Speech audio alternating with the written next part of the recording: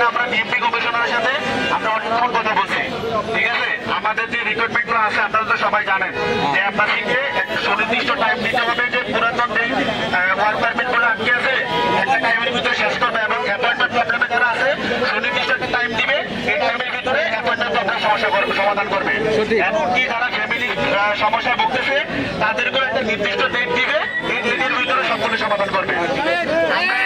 আমরা একটা লিখিত আকারে নিয়ে গেছিলাম, লিখিত আকারেও নিয়ে গেছি। আমার সবাই প্রত্যেক মুক্তি বলছি, বলার পরে উনি আমাদের যে লিখিত কপিটা আছে এটা এম্বাসিতে পাঠানোর চেষ্টা করছে কমিশনার স্যার, এম্বাসিতে পাঠাইছে। কিন্তু এম্বাসিতে যখন যোগাযোগ করছে ওনারা তখন কোনো ফিডব্যাক দিতেছে না। তখন কমিশনার স্যার সরাসরি এম্বাসিতে ফোন করছে। এম্বাসিতে ফোন করার পর বলছে তিনি ডেপুটি অ্যাম্বাসেডর আছেন, উনি ছুটিতে ইটালি আছেন, তিনি দূতাবাসে নাই, উনি ইটালি আছেন। তো এই বিষয়টা সিদ্ধান্ত নিতে হলে উনি আলোচনা করতে হবে। তখন কমিশনার স্যার এবং কি আরো একজনের কথা বলছে, ওনারা কালকে এই অ্যাম্বাসির ভিতরে গিয়ে এই বিষয়টি নিয়ে আলাপ আলোচনা করবে। এটা তো আর আমাদের রেজাল্ট না, এটা তো আমাদের রেজাল্ট না। আমরা তো একটা নির্দিষ্ট রেজাল্ট নিয়ে যাবো, এটা ভেবে আসছি না বাড়িতে। এইটা যেহেতু আমাদের রেজাল্ট না, প্রশাসন থেকে আমাদেরকে বলছে এখানে আমাদেরকে দাঁড়াতে দেবে না, ঠিক আছে, এখানে দাঁড়াতে দিবে না। এখানে যদি আমরা দাঁড়াই, কথা বলে শেষ করি, প্রশাসন থেকে আমাদেরকে বলছে এখানে দাঁড়াতে দিবে না।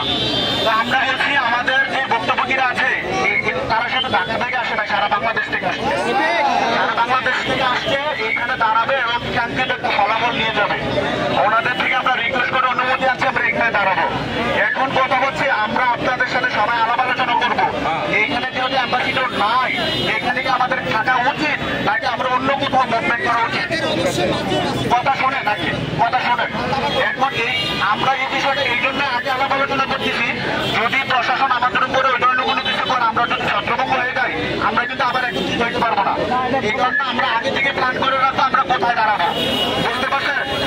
আমরা কোথায় দাঁড়াবো আগে থেকে প্ল্যান করবো, এই জন্যই আপনাদের সাথে কথা বলতে চাইছি। এখন আপনারা যদি না বোঝেন,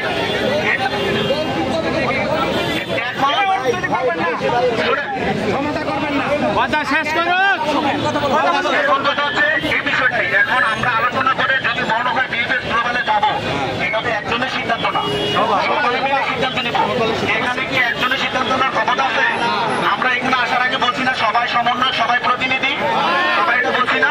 এইখানে তো আমরা কিছু প্রতিনিধি না, কিন্তু ফর্মালিটি রক্ষা করার কিন্তু কথা বলতে হয়, ঠিক না? এইখানে আমরা সবাই আলাপ আলোচনা করে এটাই সিদ্ধান্ত নিব যে আমরা কি এখানে খালিবাড়ি বসে থেকে আমাদের রেজাল্ট পাবো, নাকি আমরা বিএফএস গিয়ে আমরা আমাদের ওই ওনাদের সাথে আমরা বসে দেবো অথবা রোড অবরোধ করবো, কোনটা করবো? আলাপ আলোচনা করে আমরা সিদ্ধান্ত নিব। এখন সবাই ভেবে চিন্তে দেখেন কি করা যায়, ঠিক আছে?